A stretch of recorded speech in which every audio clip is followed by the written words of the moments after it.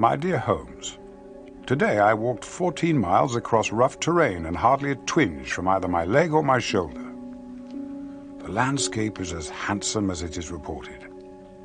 I still entertain the hope that I can prevail upon you to join me. I appreciate, of course, that the beauties of nature mean little to you, but I believe you would have found some of the guests at my hotel most intriguing. Moral splendor is on display in the person of the striking Major Schlesinger, a hero of the Boer War, sadly crippled in the defense of Ladysmith, now engaged in charitable work. His nurse is a Miss Calder, whose attentiveness suggests not only that she is his disciple, but also that tenderer feelings may be involved. Most fascinating of all, however, is an extraordinary woman, one who would stand out in any society. The Lady Frances Carfax. I suppose one would call her modern, except that she seems to come from an ancient line of English eccentrics. Yesterday, as if to confirm the general opinion of her oddity, she declared that she would sail herself to church across the lake.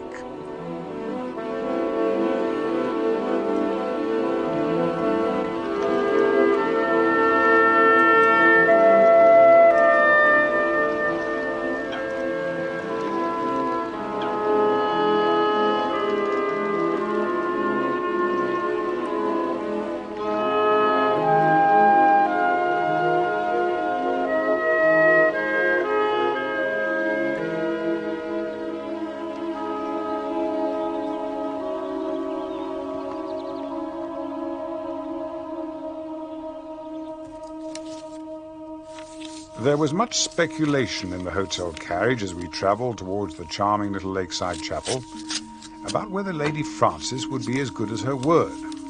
And those of us foolish enough to doubt her were soon rebuked by the sight of the skiff moored in the shallows, and by the stern gaze of its captain when she greeted us within.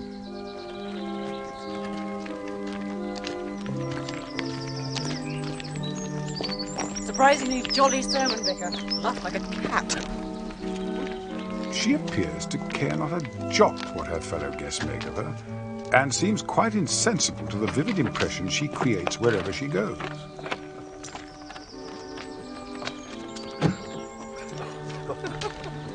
We were all amused, certainly, at the sight of her trying to board the skiff, but since she had accomplished the outward journey with such skill, we had no reason to suppose that her return voyage would present her with any greater difficulty, or that it would end in the way that it did.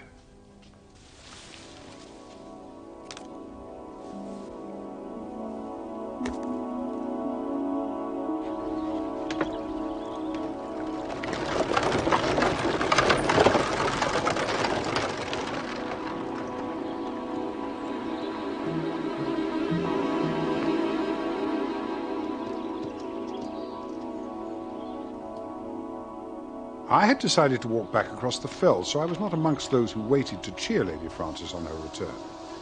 I arrived a little later, at exactly the moment when tragedy threatened to strike. Help! Help here! Help! I was helpless, my dear Holmes. Helpless. I have never felt so powerless in my life.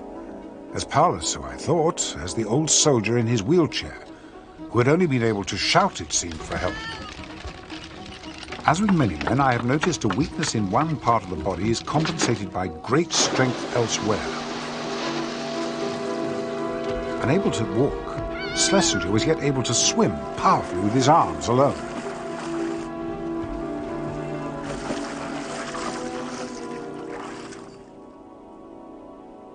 Reinforcements arrived in due course from the hotel, and tragedy was happily averted.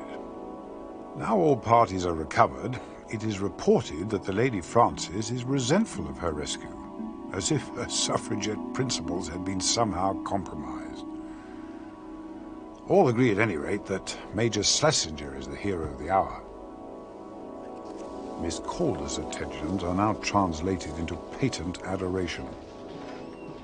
No doubt further praise will be in order when he lectures on his missionary activities at the hotel tomorrow. He is, by the way, the British representative of the Mission Church of Christ the Hero, whose theatre works in the high Andes of Peru.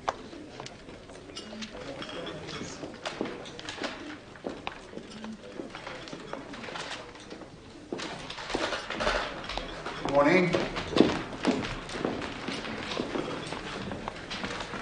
Major Schlesinger is avoiding me. The poor man is embarrassed by his own heroism. Perhaps he now thinks I'm obliged to contribute to his work. Men have such extraordinary weaknesses. Don't you think? Oh, hi. Yes, certainly. You do, of course, I agree. Would you care to take a turn by the lake, Doctor?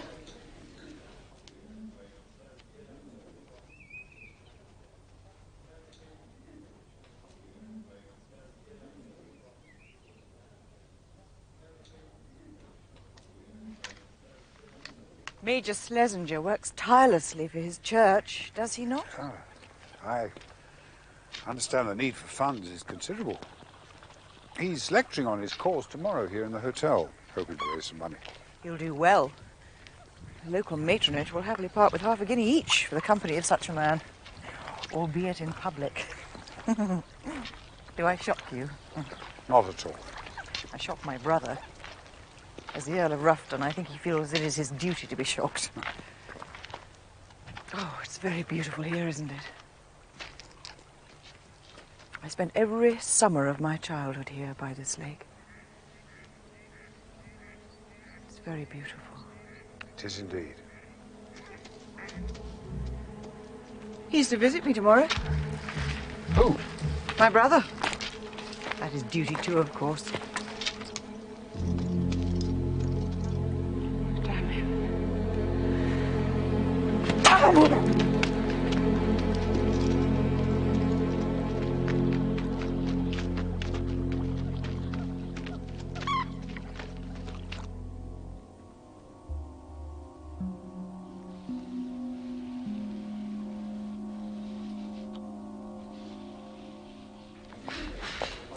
Ah, Lady Frances.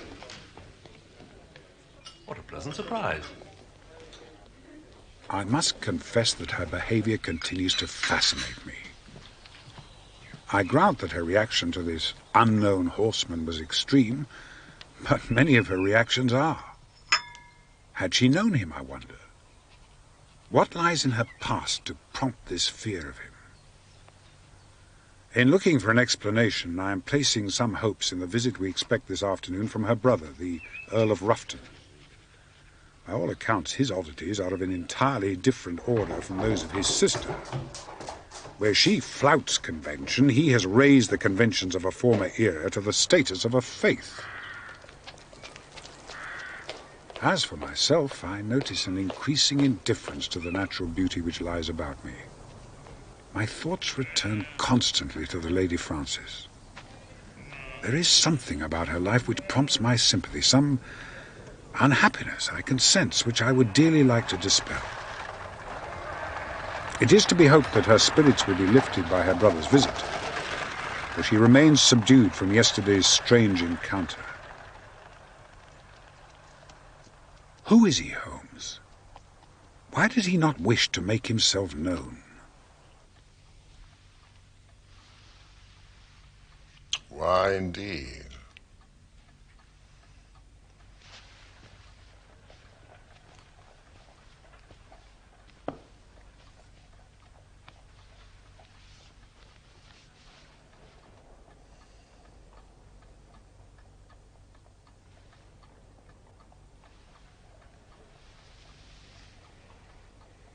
Watson, you're a brick. I came here, Fanny, to see how you were, not to be lectured. It's not a lecture, it's a request. Sounds like a lecture. It's quite simple. I need some money. Just like that. I suppose you've been overdoing it again, haven't you? I do not overdo it, John. If I have ever overspent the wretched allowance you give me, it's because someone has been in need. Oh, yes, your famous heart of gold. Except that it's my money, and there isn't any. You know perfectly well there isn't. The hall's falling to bits. There's a family of owls in the East Wing. And you think... What is it this time? Helping penniless poets in Islington? You only know how to be cruel, don't you? When have you ever cared for what I want? The last 15 years of my life have been wretched. And now, at last, I have the chance to make something of it. Doesn't that have any meaning for you?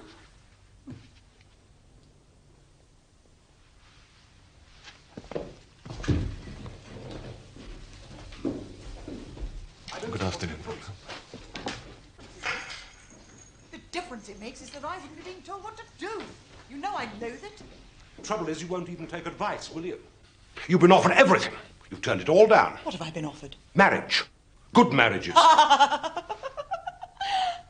be the unpaid slave of a titled yokel who hasn't even read a book, who thinks bark is something terriers do. All right, all right.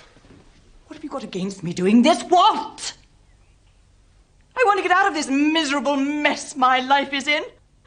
To be my own woman, for God's sake, to fulfill just a portion of my life. Why do you always hold me back? Think of it, John. Think of it. Just one payment. One. You could see the back of me forever. The Mule Express, as we have dubbed it, brings the mail once a month. Letters, of course, and food for the mind from the Library of Christ, and medicines for the well-being of my flock, whom you may see here, posing outside the mission below a temporary belfry. When I show you the next picture of a leading member of my congregation, you will understand how the parable of the shepherd and the lost sheep has become transmuted in our teaching into that of the llama herd and the lost llama. And finally, our church, humble as it is, rough and poor indeed, I'm proud to tell you that the Word of God is preached as fervently within its walls and is as joyously received there as in any great cathedral here at home.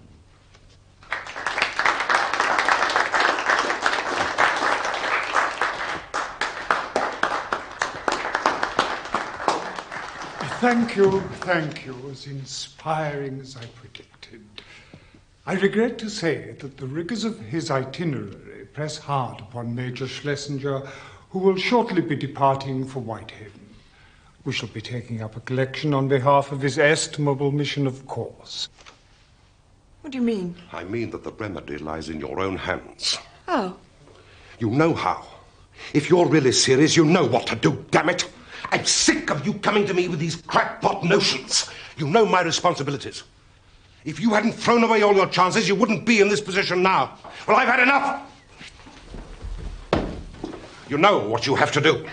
Grow up and do it. My last resort. My very last resort. How can you suggest it? Groom! Groom! Where the devil are you?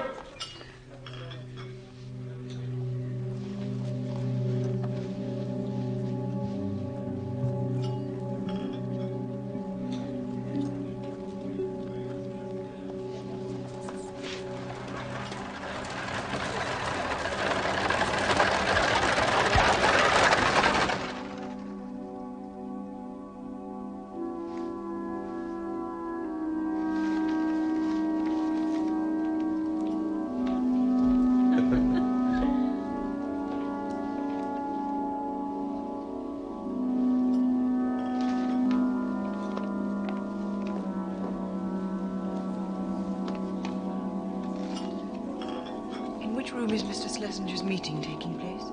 I am afraid the meeting finished half an hour ago, madam. Mr. Schlesinger will have left for Whitehaven by now. Oh, yes. Yes, I've forgotten.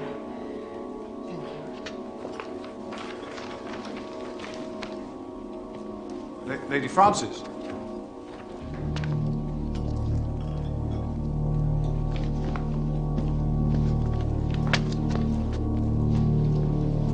Leave me alone!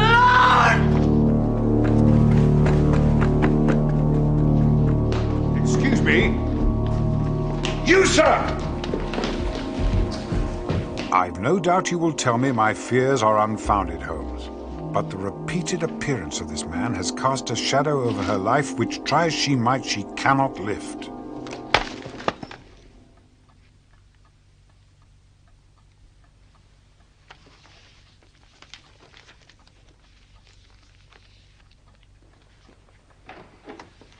Evening paper, Mr. Holmes.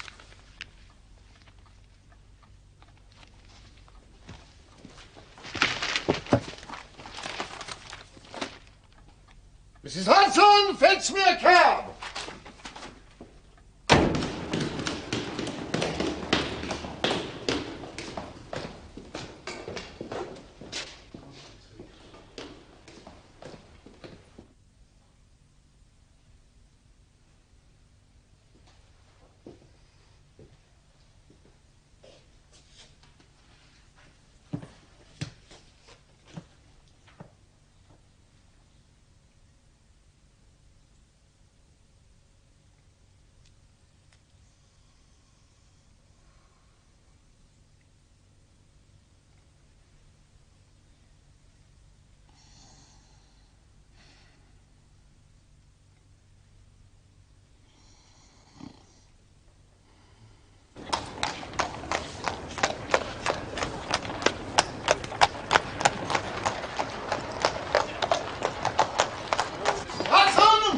As soon as the telegraph office is open. To Dr. John Watson, Lake Hotel, Felmere, Cumberland. But Mr. Holmes... I shall not be here, Mrs. Hudson.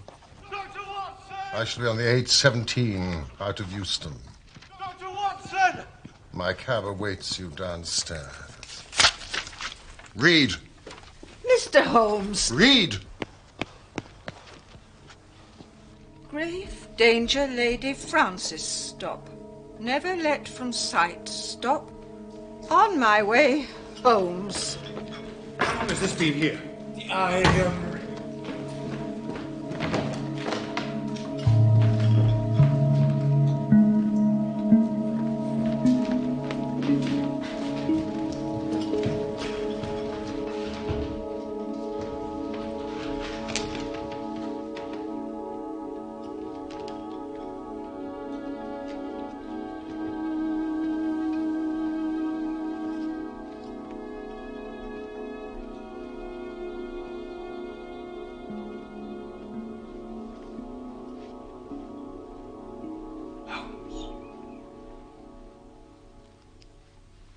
Disappeared, Watson. Disappeared. Did Lady Francis pay her bill? No, sir. Did she order any transport? No, sir. She took none of her luggage? We think not, sir. Where's Mr. Holmes? Nothing yet, Holmes. I'm beginning to fear the worst. I blame myself. I knew I should have pursued that fellow. It is a possibility. What is? Do you not see it as most conspicuous? What? The skiff, Watson, the sailing skiff. It's not here. Precisely. It is possible that there lies the Lady Francis Carfax silent road to Adonside. It is the nearest railhead, as you know. You don't mean that this fellow abducted her by boat? Silk. It is one of the three more likely possibilities. Best French single. Dove grey. She had a grey silk shawl. Well, that will tell us nothing more. What are the three possibilities, Holmes? But what did she usually wear, the shawl? Oh, her outside clothes. The three possibilities. She may have run away with her intended abductor. He may have abducted her by boat, as you suggest, or by some other means. She may, considering her emotional condition, have been deceived into going with him. I can hardly believe that. She was terrified of him. Believe me. I believe you. Yes. A stray chicken in the world of foxes. Once she's gobbled up, she's hardly missed. Come, Watson. Our horses should be saddled by now. Horses? I have been somewhat extravagant in my choice of mounts. But delay must be dangerous in this matter. We should be at Rafton Hall at dusk.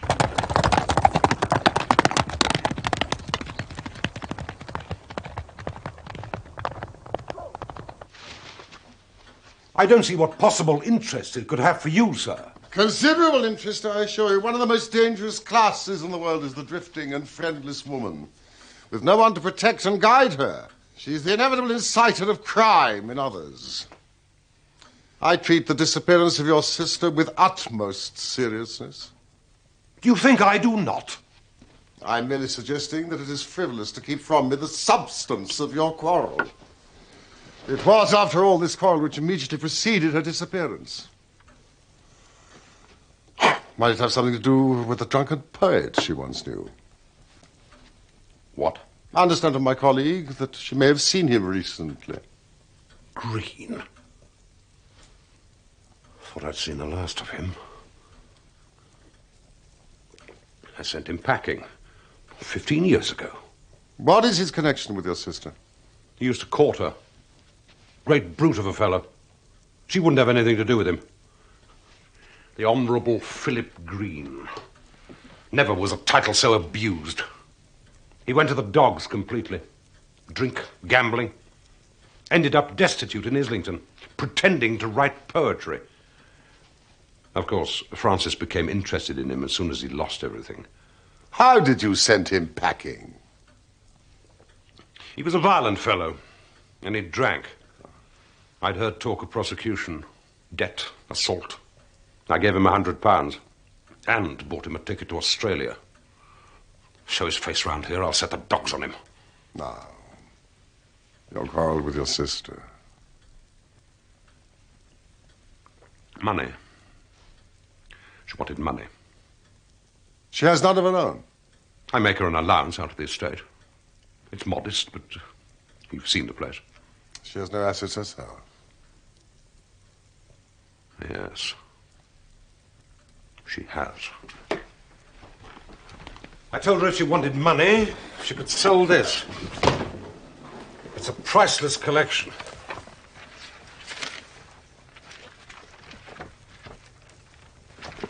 That was designed for the French royal family by Fragonard. We acquired it all at the Revolution. And now it's hers.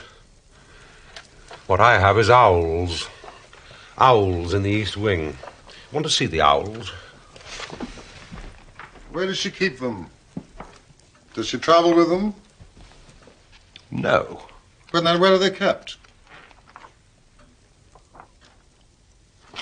My lord, your sister has vanished. How and why, we do not know. But I've reason to believe that she is in the gravest danger. Were we to know the whereabouts of the jewelry, we might have some chance of saving her. The Oxford and Lombard Maritime Bank in Pall Mall. Thank you.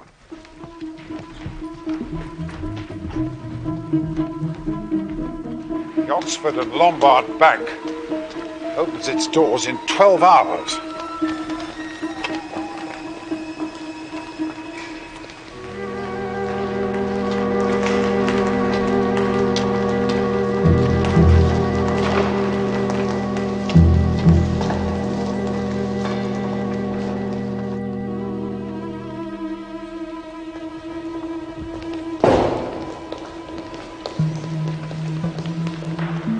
Already have come and gone. The bank's been open for 20 minutes.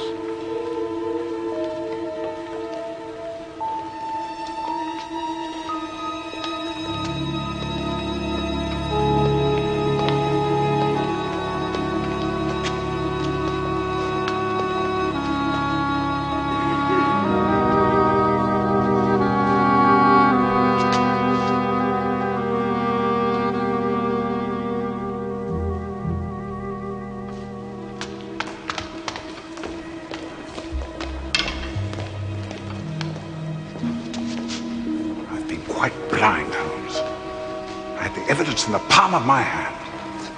If anything's happened... Calm yourself, my dear friend.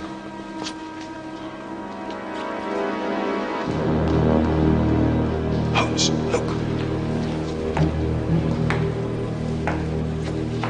May I help you, sir? Yes, please. I wish to see the manager.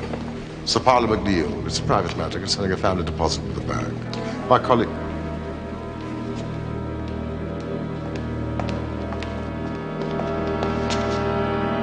Watson! You, sir. Why, sir? You, sir. What have you done with the Lady Francis Carfax? I insist upon an answer.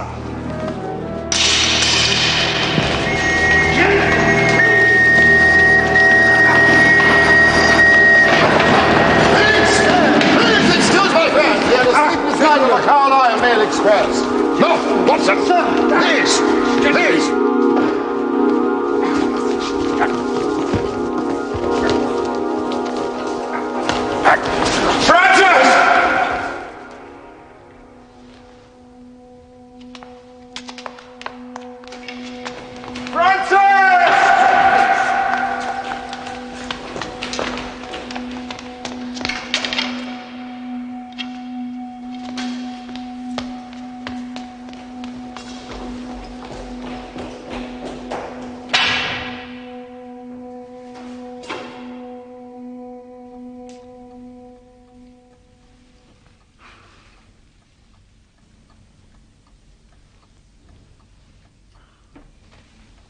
I blame myself. No. You need not. Nevertheless, I do. We all bear equal blame. She's disappeared again, and that is that. It is pointless to dwell on it. Our task now is to find her. Mr. Green, let us go back to that moment by the lake yesterday morning. I was out riding in the dawn, and I saw the skiff sailing across the lake toward Ironside. And you realized that it was the Lady Francis? Yes. Was she alone? Yes. Please continue. I managed to board the same train. I begged her to speak to me. I told her how I'd traveled the world and had become a very rich man. I told her that I'd never stopped loving her, and that she could have whatever she wanted. I can see her now. She sat saying nothing, smiling like a sphinx. No, she said. She wanted to go her own way. When we got to London, I followed her as best I could, but she seemed determined to be rid of me. I lost her somewhere near Southwark Bridge. Southwark? Oh, that is most interesting. Why? I'm reliably informed that his usual haunts are west of Westminster. Whose haunts? How did you come to be at the bank? I reasoned that she would be needing money while she was in London, and I know the address of the family bank well enough. I had the wild idea of enlisting the manager's help. Do you know where she is, Mr. Holmes?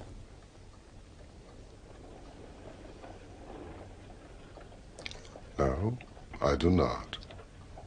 Where do you think she is? I believe that through our efforts to save her, we have driven her into the hands of her worst enemy. But we saw her free. My dear Watson, a person may walk over the edge of a cliff because they've been invited to gaze at the moon. Her eyes may be open, but she is, I believe, at this moment, walking into mortal danger.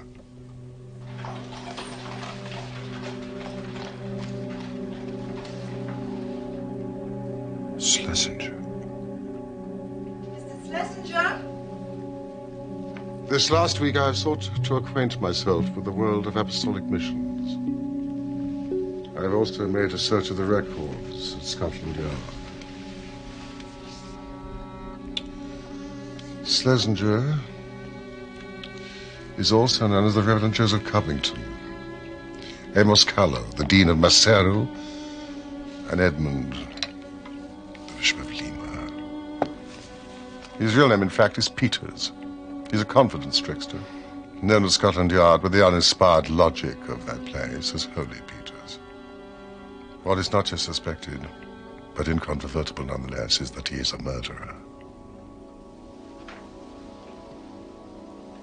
Peter's speciality is the beguiling of single women with private means by playing on their religious and charitable feelings. Helen of Rosenbloom, had been engaged in charitable work for 10 years when she met Schlesinger. He inspired her to devote her energies to a new mission in the Andes. Miss Rosenblum changed her will, said goodbye to her former life, and boarded the SS Almeria at Glasgow, bound for South America. She was lost overboard the first night at sea. The SS Almeria docked at Liverpool for the family to retrieve her effects. Schlesinger also disembarked. He went aground to the Lake District, where he met his next intended victim, the Lady Frances Carfax.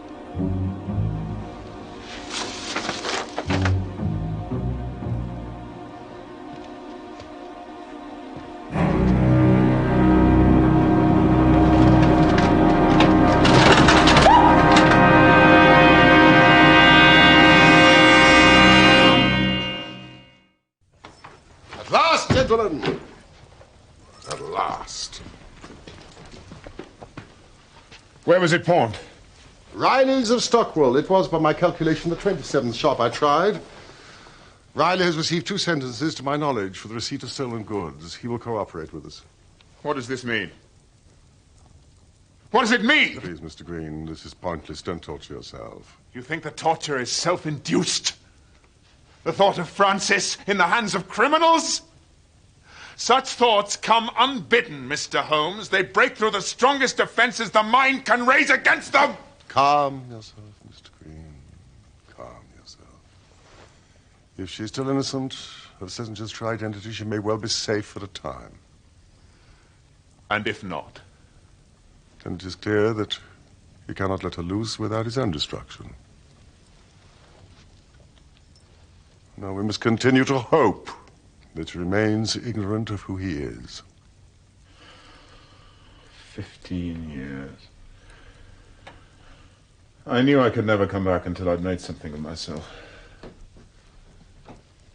Perhaps it was foolish of me to think that she would look kindly on me after all these years, but I was ridiculously encouraged by the fact that she was not married. And now my stupidity has driven her into the arms of a murderer. What can I do? Is there nothing I can do? Does Schlesinger know you by sight? No. Ah, well, then there is something that you can do. But it will demand great patience. I have waited for 15 years, Mr. Holmes. Schlesinger's had a fair price for the jewelry and no questions asked. He will almost certainly return to Riley's shop. Rosenblum is a challenge of the will. Now give this note to Riley. He will let you wait at the shop. It may be a long wait, but you must possess your soul in patience. And above all, no violence.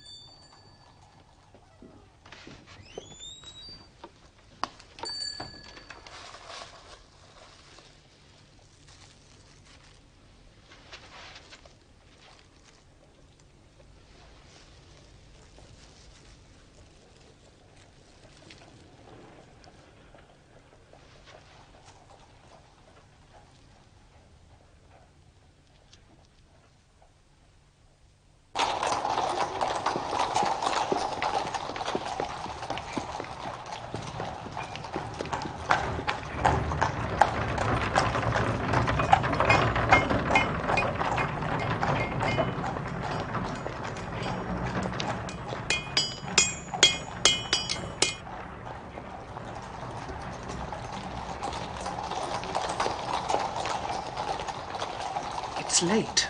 Well, it should have been there before now. I dare say it took longer, being out of the ordinary. The address, dear, remind me. Yes, sir, can I help? Argyle Street. I'm looking for Argyle Street. There's a post office round the corner. Try there.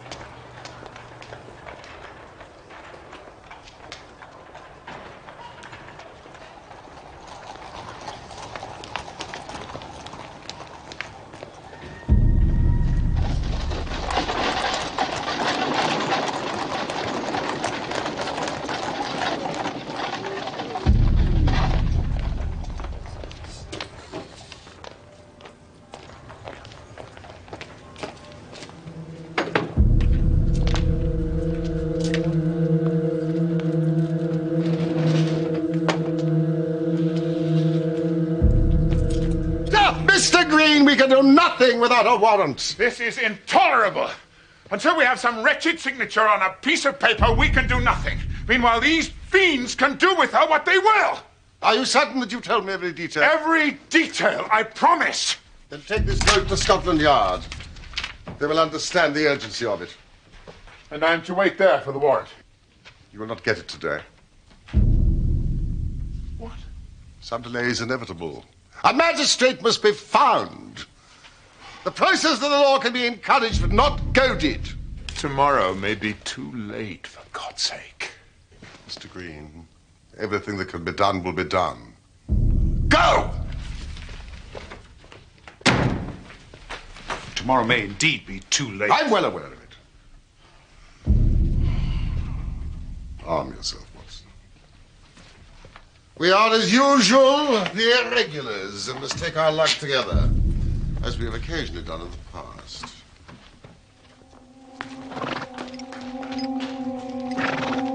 Eight 8 o'clock tomorrow morning, Brixton Cemetery.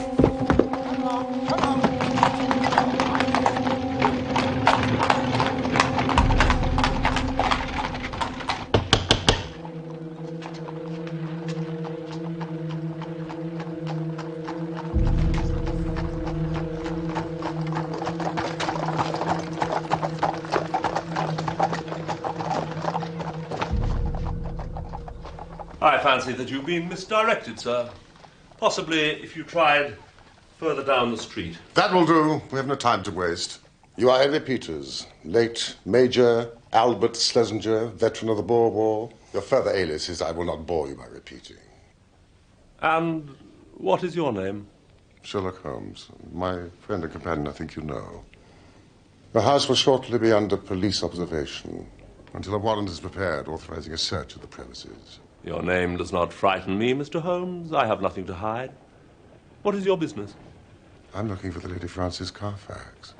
I'm delighted to hear it. If anyone can find her, I imagine you can. Perhaps you'd be so good as to tell me when you do. I've a note against her for nearly £100, and nothing to show for it but a couple of trumpery pendants that the dealer would hardly look at. The woman's a leech. How dare you, sir? You imposed upon us as a man crippled in a military action. You are a fraud. Oh, it may not have been a military action to satisfy your standards of slaughter, Doctor, but it was enough for me. I salute your powers of improvisation, sir, and your effrontery, but it will not do. Oh, I'm perfectly serious. You find her, and I'm your debtor. I mean to go through this house until I do. You have a warrant? This will serve until a better one comes. Why, you're a common burglar. And my friend is a dangerous ruffian. Together we mean to go through your house. I'm in no position to stop you. Search where you will. I have nothing to hide. Where is the coffin that you had brought into this house? That is none of your business. I repeat, where? Is it not enough that you force your way into my home? That you threaten me at gunpoint? Must you also now invade the peace of the dead? Where? I shall not tell you. Hold him here, Watson.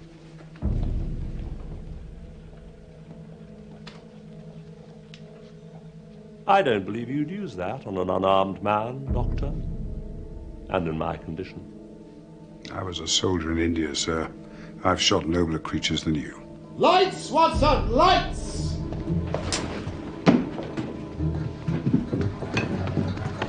I smelled formaldehyde and astringents.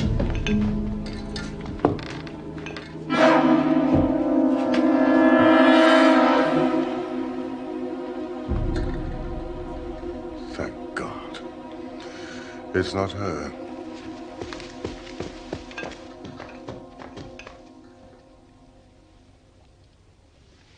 Get them out. You have violated the peace of the dead. You will now leave. Who is she? Get them out! Her name is Rose Spender. Get them out! She is my wife's old nurse. She's been with the family for half a century. She died 2 days ago. We are to bury her tomorrow morning. Now get out! Before I ask the police you have summoned to my home to come in and throw you out.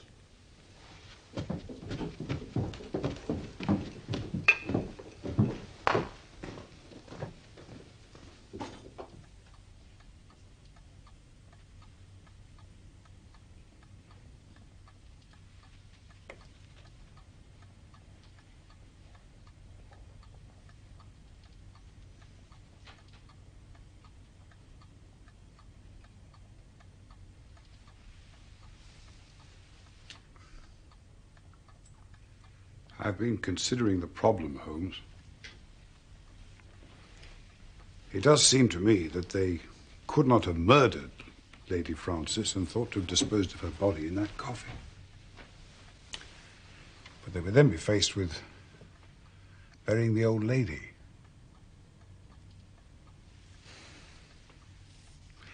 It may be that this burial has no connection with Lady Francis's disappearance after all. I mean, she was, as you know, the most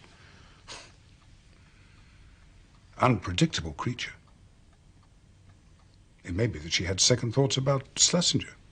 She may even have had some inkling of the kind of man we believe him to be and removed herself from the house. He was, after all, happy to let us search it.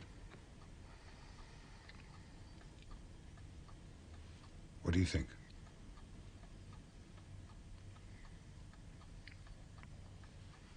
What is your theory, then? I have none. There are insufficient facts to construct a theory.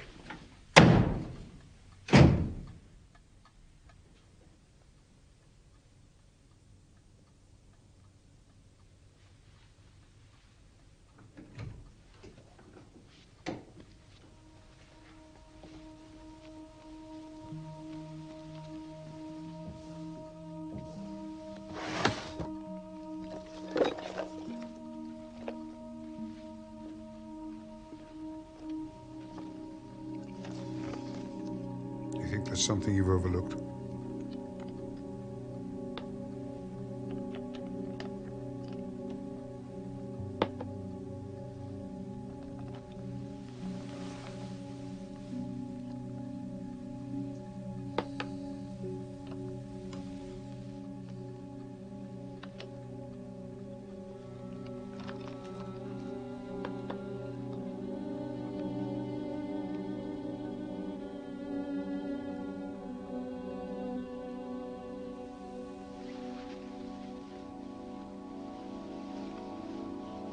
It's late. Well, it should have been there before now. Dare say it took longer being out of the ordinary.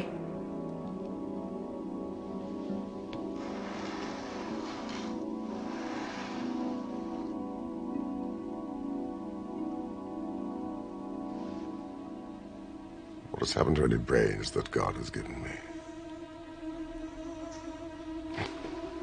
Watson! Quick, man! It's life or death. 100 chances on death and 1 on life.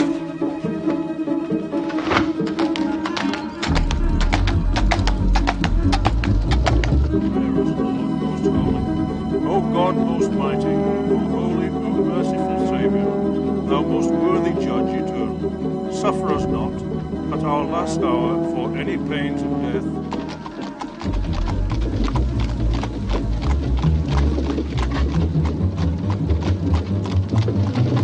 and never continueth in one stay. In the midst of life we are in death. Of whom may we seek for succor, but of thee, O Lord, who for our sins art justly displeased. Yet, O Lord God, most holy, forasmuch as it hath pleased Almighty God of his great mercy to take unto himself the soul of our dear sister here departed, we therefore commit her body to the ground.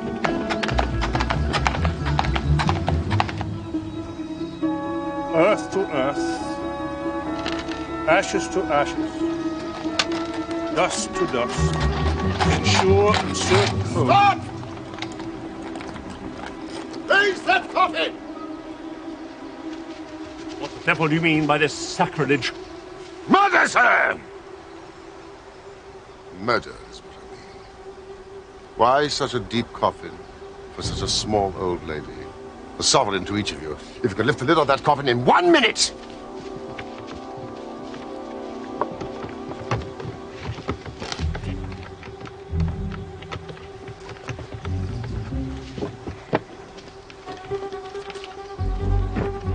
Watson!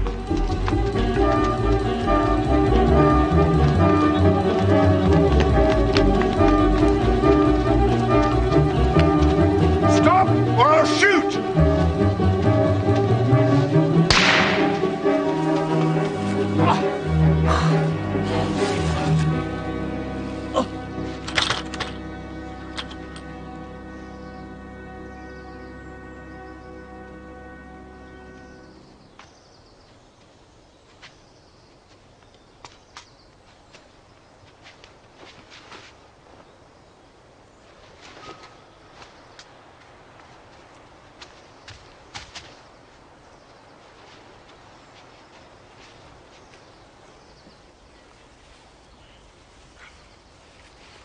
chloroform.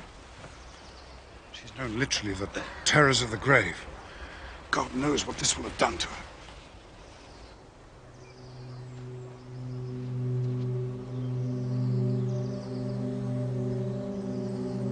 I failed.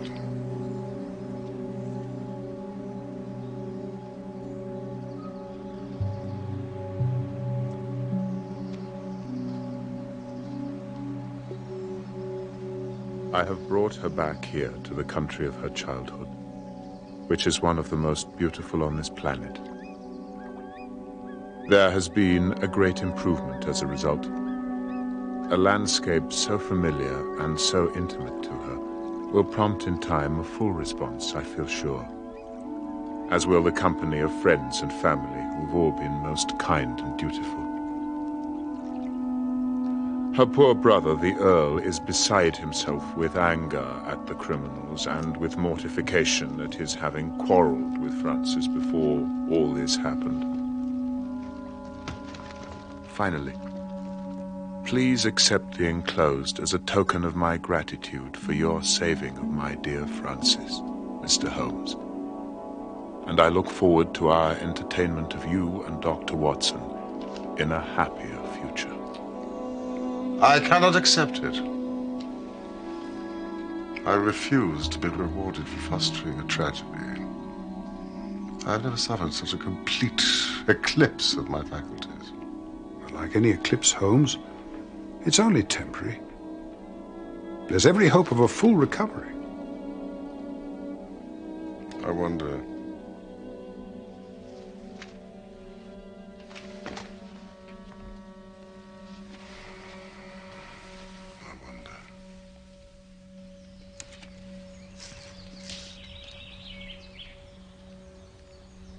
Francis?